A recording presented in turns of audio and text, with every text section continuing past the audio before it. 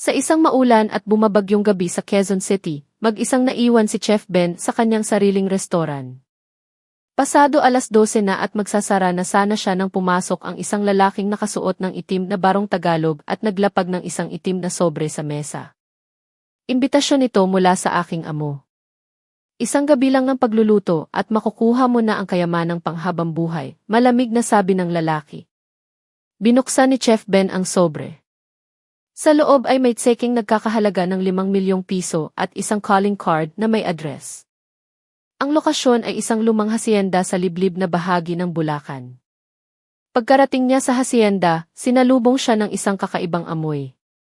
Amoy ito ng bulaklak ng kalachochi at sampagita na humahalo sa matapang na amoy ng formalin. Pagbaba niya sa basement, tumambad sa kanya ang isang world-class at modernong kusina. Ngunit ang mga mata ni Ben ay napako sa mga sangkap na nasa loob ng malalaking kulungan sa sulok. Hindi mga kambing o baka ang nandoon. 5 tao, nakapiring at nakabusal ang bibig. Hindi pa man sila nakasabit sa mga kawit na bakal, halatang tinurukan na sila ng mga pampataba steroids, kaya namamaga ang kanilang mga ugat sa ilalim ng balat. Chef, ang main course natin ngayong gabi ay malambot na laman ng dibdib ng tao. Kailangan mo silang operahan at lutuin ng buhay. Ang boses na nanggaling sa dilim ay nagpalamig sa buong katawan ni Ben. Nanginig ang hawak na kutsilyo ni Ben. Ang hangin ay amoy disinfectant, lansa ng dugo, at iba't ibang pampalasa na nakakahilo sa tiyan. Anong tinutunganga mo dyan, Chef? Wala na tayong oras. Paparating na ang mga don at donya, muling sabi ng boses. Hinila ng 2 nakaitim na bodyguard ang isang binatilyo mula sa kulungan. Nasa 20 anyos lang ito, umiiyak sa takot pero dahil may busal, lang ang naririnig. Inihiga siya sa isang mahabang mesa na parang operating table at iginapos ang mga kamay at paa sa bakal. Simple lang ang gagawin mo. Ang itinurok naming gamot ay magpapalambot at magpapasarap sa laman niya. Habang humihinga pa siya, hihiwain mo ang pinakamagandang parte at agad itong isisizzling. Sa ganitong paraan lang makukuha ng mga bisita ang bisa ng buhay life force. Pumikit ng mariin si Ben. Ito ay pagpatay. Hindi ko kaya. Blag. Hinampas ng bodyguard si Ben sa sikmura gamit ang dulo ng baril. Habang namimilipit si Ben sa sahig, dahan-dahang lumapit ang may-ari ng boses. Isang matandang lalaki na nakasuot ng mamahaling Amerikana, mukhang isang maimpluwensyang hasyendero. Wala kang pagpipilian, Ben. Nakalimutan mo na bang nasa amin ang kapatid mo? Parang nahulog ang puso ni Ben. 2 araw nang nawawala ang kanyang bunsong kapatid na babae, si Ana. Ngayon niya lang nalaman na ang lahat ng ito ay isang planadong patibong. O sige na. Simulan na natin. Ipakita mo ang galing mo. Nanginginig na dinampot ni Ben ang kutsilyo. Tinitigan niya ang binatilyo sa mesa. Sa mga mata nito, nakita niya ang pagmamakaawa na iligtas siya. Sa buong buhay ni Ben, marami na siyang naimbentong putahe, pero ni sa panaginip ay hindi niya naisip na gagawin niya ang ganitong kademonyohan. Init niya ang talim ng kutsilyo sa apoy. Ang pulang liwanag ng nagbabagang bakal ay nakakadyakilabot na kumikinang sa madilim na kusina. Sa sandaling iyon, narinig ang pagpreno ng mga mamahaling sasakyan sa itaas, kasabay ng tawanan at tili ng mga babae. Dumating na ang mga bisitang demonyo, mga makapangyarihang tao mula sa Maynila at mga karatig lalawigan. Ang unang putahe. Inihaw na buhay na laman, living braised steak. Umpisahan na. Itinaas ni Ben ang kutsilyo. Tumulo ang luha sa kanyang mga pisngi. Nang idampi niya ang talim sa dibdib ng binatilyo. Isang kakaibang tunog ng sirena ang umalinggao sa buong hasyenda. Hindi ito sirena ng pulis, kundi hudyat na nagsimula na ang pista. Bumukas ang dambuhalang bakal na pinto ng basement, at isa-isang pumasok ang 12 bisita na nakasuot ng magagarang maskara. Naka-formal attire sila. Ang iba ay kilalang mga taikoon sa Makati, ang iba ay mga politiko sa Bulacan at Nueva Ecija. Hawak nila ang mga kopita ng wine, at sa kanilang mga mata, kitang-kita ang gutom na parang mga mababangis na hayop. Oh, Chef! Naghihintay na ang mga bisita. Hiwain mo na ang unang piraso sa harap namin, utos ng hasyendero. Tiningnan ni Ben ang nakahigang binatilyo. Halos lumuwa ang mata nito sa takot, nanginginig ang buong katawan. Hindi. Hindi ko kaya, bulong ni Ben. Pumalakpak ang hasyendero. Bumukas ang isang screen sa gilid. Nakita roon si Ana, ang kapatid ni Ben, na umiiyak sa loob ng isa pang kulungan. May nakatutok na patalim sa lig niya. Isang pagtanggi mo lang, liig ng kapatid mo ang kapalit. Naggitngit ang bagang ni Ben. Wasak na ang kanyang diwa. Hinawakan niya ng mahigpit ang kutsilyo at idiniin ito sa balikat ng binatilyo. Ah! Kahit may busal, ang sigaw ng sakit mula sa lalamunan ng biktima ay umalinggaw sa buong basement. Ang mga bisita ay napapikit sa sarap, tila musika sa kanila ang sigaw na iyon habang sumisimsim ng wine. Mabilis na hiniwa ni Ben ang laman at inilagay sa mainit na kawali. Ang amoy ng sariwang inihaw na laman ng tao ay kumalat sa hangin. Naupo ang mga bisita sa mesa at ninuya ang inihaing karne. Napakasarap. Napakalambot dahil bata pa ang karne, sabi ng isang donya habang tumatawa, pula ang mga labi sa lipstick at dugo. Pinigil ni Ben ang pagsuka. Hindi na siya chef, isa na siyang mamamatay tao. Pero ang kanyang mga mata ay pasimpleng naglilibot sa kusina. Naghahanap siya ng paraan para makatakas.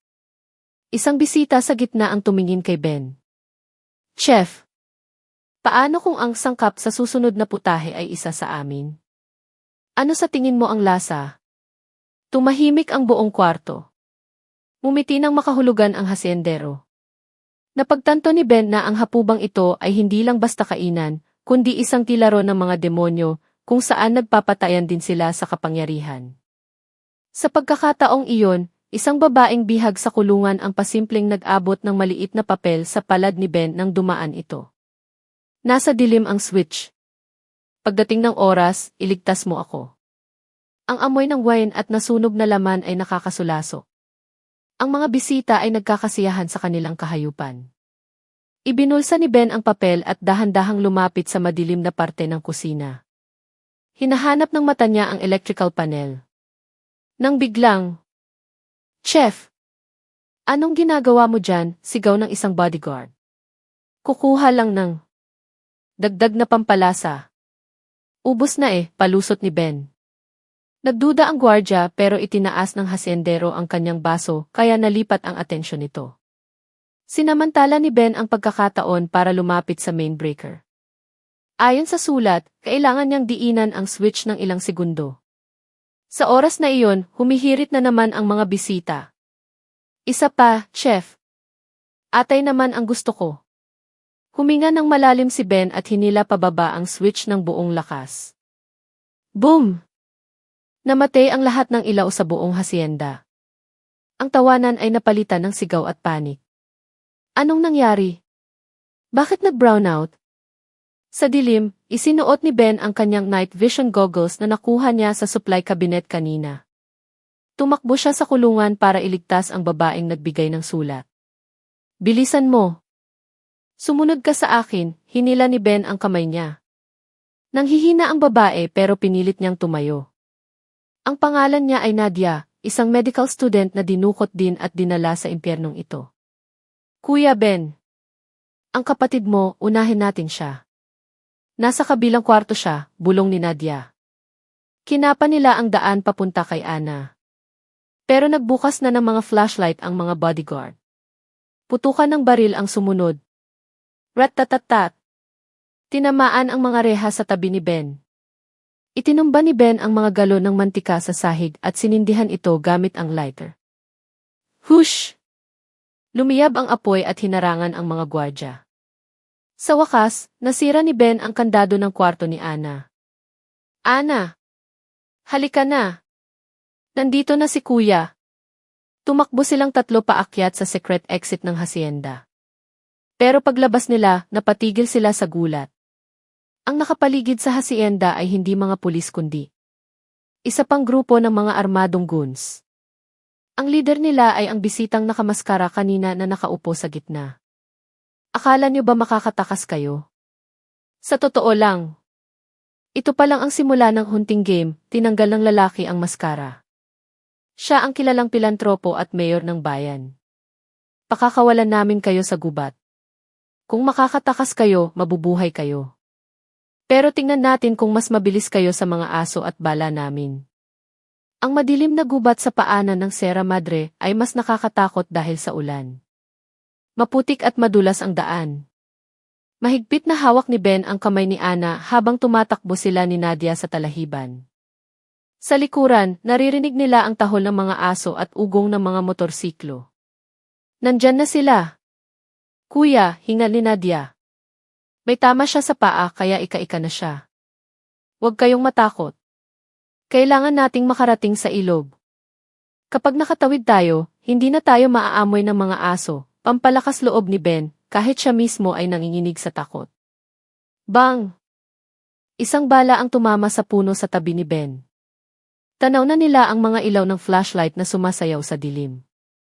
Ang mga hasyendero at bisita ay iniwan ang kanilang mga kotse at ngayon ay nangangabayo at nagmumotor para sa kanilang T-Sport. Ayun! Ayun ang mga daga, sigaw ng isa. Gumulong silang tatlo pababa sa isang bangin at nahulog sa isang lumang kanal ng irigasyon na puno ng putik. Nagpahid sila ng putik sa katawan at hindi gumalaw. Ilang sandali pa, dumating sa taas ng bangin ang isang bisita hawak ang kanyang hunting rifle. Saan nagsipunta ang mga iyon? Nandito lang sila galit na sabi nito. Huwag kayong mag-alala, Don Miguel. Wala silang kawala. Nakaharang na ang mga tauhan natin sa unahan, sagot ng alalay. Nang makaalis sila, dahan-dahang umahon sina Ben. Pero lumala ang sitwasyon. Nilalagnat na si Ana sa takot. Si Nadia naman ay namumutla na sa kawalan ng dugo. Kuya Ben, iwan mo na ako. Iligtas mo na lang si Ana, pakiusap ni Nadia. Hindi. Walang maiiwan, matigas na sabi ni Ben. Nakita niya ang isang lumang kubo sa gitna ng gubat. Mukha itong pahingahan ng mga mangangaso. Nagpasya siyang magtago muna sila doon. Pero hindi nila alam. Ang kubo na iyon ay hindi ligtas na lugar, kundi pintuan pala ni kamatayan. Pagpasok nila, biglang may pumalakpak ng 3 beses mula sa labas. Bravo, Chef! Ang galing mo! Kusang loob kayong pumasok sa paborito naming lugar. Bumagsak ang mga bakal na shutter sa bintana at pinto ng kubo. Mula sa speaker, narinig ang tawa ng hasyendero. Ang kubong ito ang aming special operating room. Ngayon, hindi na kayo nasa labas, kundi nasa loob na mismo ng aming kawali. Bumukas ang mga ilaw sa loob ng kubo. Mula sa sahig, umangat ang isang high-tech na operating table at mga kagamitan. Kuya! Natatakot ako, yakap ni Ana kay Ben. Bumukas ang kisame at nakita nila ang mga bisita na nakadungaw mula sa taas, parang nanonood ng sabong, hawak pa rin ang kanilang wine. Chef! Napakain mo na kami ng karne ng iba. Ngayon naman, gusto nilang malaman ang lasa ng sarili mong laman, malamig na sabi ng hasyendero. Nagsimulang pumasok ang gas sa loob ng kubo. Sinubukan ni Ben na takpan ang ilong pero nanlabo ang paningin niya. Bago siya mawalan ng malay, nakita niya ang mga nakaputing doktor na pumapasok. Nagising si Ben na nakatali ng hubot-hubad sa bakal na mesa. Sina Nadia at Ana ay nasa isang kulungan sa tabi, umiiyak. Ang special dish ngayong gabi.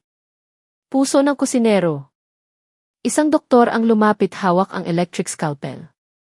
Ginuhitan niya ang dibdib ni Ben. Ang mga demonyong ito ay hindi lang basta pumapatay, mas gusto nilang panoorin ang sakit habang kumakain. Teka, sigaw ni Ben. Bago niyo ako patayin. May sikreto akong sasabihin para mas sumarap ang pagkain niyo. Tumigil ang doktor at tumingin sa taas. Sumenyas ang hasyendero. Magsalita ka. Malambot ang karne niyo, pero ang tunay na bisa ay nasa dugo. Kung hahaluan niyo ang dugo ko ng mga spices na nandoon sa estante, makakatikim kayo ng lasang hindi niyo malilimutan. Nguso ni Ben sa mga bote sa gilid.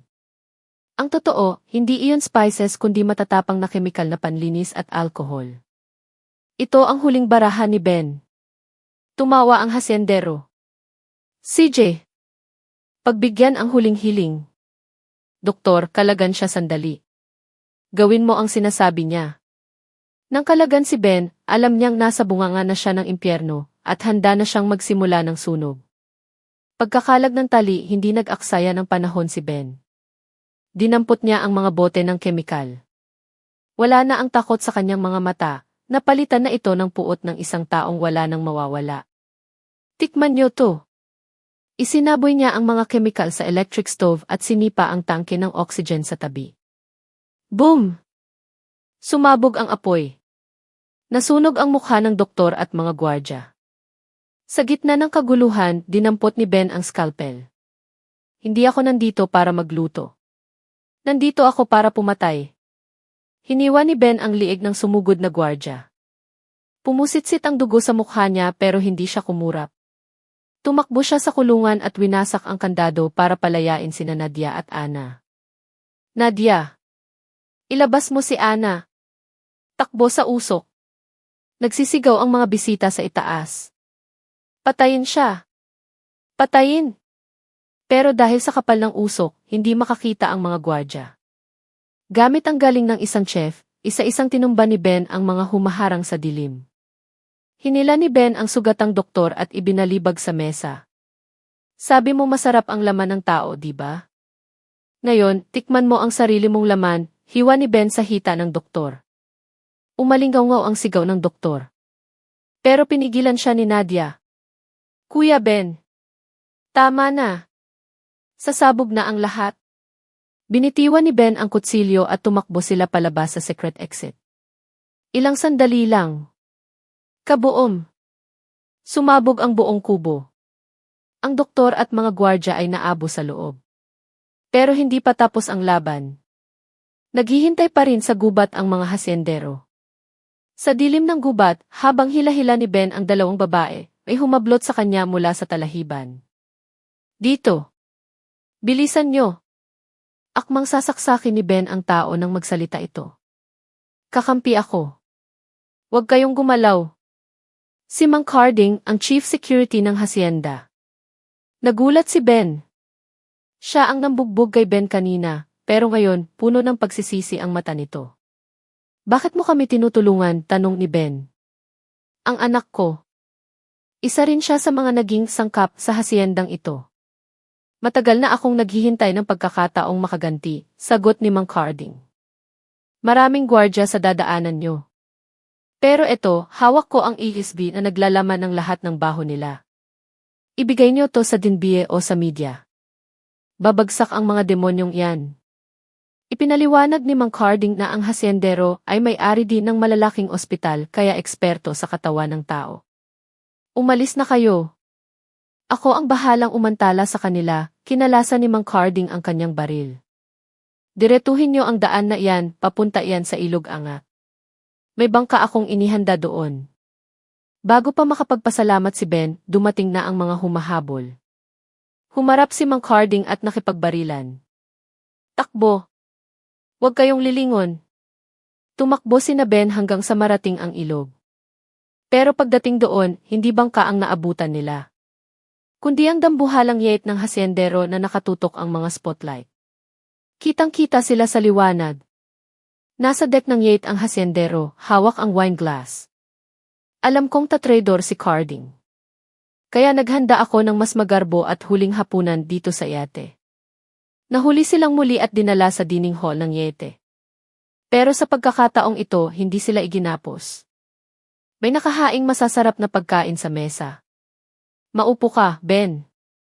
Bago ka mamatay, gusto kong sabayan mo akong kumain ng niluto mo, yaya ng hasyendero. Pasimpleng kinapa ni Ben ang ESB sa bulsa niya. Hindi ito tao.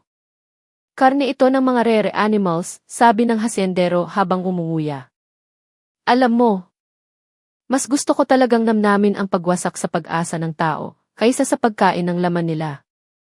Ngumiti si Ben. May nalaman din ako, Don. Hindi kayo kumakain ng tao. Kinakain niyo ang sarili niyong kabaliwan. Kinuha ni Ben ang bot ng wine at sinalinan ang baso ng hasyendero. Habang nagsasalin, pasimple niyang inilagay ang pulbos na nakuha niya sa bulsa ng doktor sa kubo kanina, isang napakatapang na sedative anesthesia. Dahil ako ang chef. Dapat tikman niyo ang huling timpla ko. Nagduda ang hasyendero, kaya ininom muna ni Ben ang konti mula sa baso. Alam ni Ben na mahihilo siya, pero kailangan niyang isakripisyo ang sarili para maniwala ang matanda. CJ. Ininom ng hasyendero ang alak.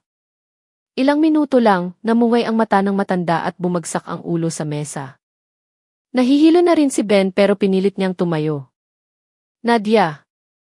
Hanapin mo ang computer sa Yate. I-livestream mo ang laman ng AFSB na to ngayon din.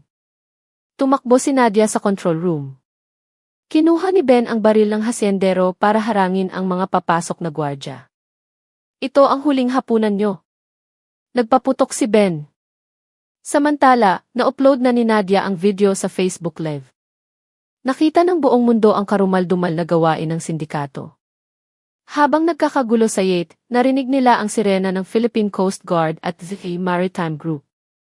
Napalibutan ng mga patrol boat ang yate. Sumalakay ang mga SWAT team. Kahit nanghihina sa gamot, nakita ni Ben na inililikas ng mga pulis sina Nadia at Ana. Nakahinga siya ng maluwag. Sa dining hall, pilit bumabangon ang hasyendero. Nalaman niyang trending na sa buong Pilipinas ang kanyang krimen. Hindi. Banal ako. Nagbibigay ako ng buhay, bulong niya habang inaabot ang baril. Bang! Binaril siya ng pulis sa balikat. Ang mga bisitang politiko at negosyante na nagtatago sa ilalim ng mesa ay isa-isang pinusasan. Tanggal na ang kanilang mga maskara at hantad na ang kanilang tunay na anyo sa publiko. Napaupo si Ben sa tabi ng kapatid niya at umiyak. Tapos na ang bangungot ng hasyenda ng lagim. Ilang buwan ang makalipas. Tahimik na ulit ang Bulacan pero hindi makakalimutan ang krimen. Sentenced to life imprisonment ang mga sangkot. Ang hasyenda ay ipinasara at giniba ng gobyerno. Hindi na nagtrabaho si Ben sa mga mamahaling hotel. Nagtayo siya ng isang simpleng pikarinderya ng bayan para sa mga mahihirap at batang kalye. Si Nadia ay naging sikat na investigative journalist na tumutugi sa mga kurakot. Si Ana naman ay bumalik na sa pag-aaral. Isang hapon, tumayo si Ben sa gilid ng ilog Angat. Naghulog siya ng isang bulaklak ng sampagita sa tubig bilang pag-alala kay Mang Carding. Ang tunay na kalinisan ay hindi ang pagkain ng buhay ng iba, kundi ang pagtulong sa kapwa, bulong ni Ben habang pinapanood ang paglubog ng araw.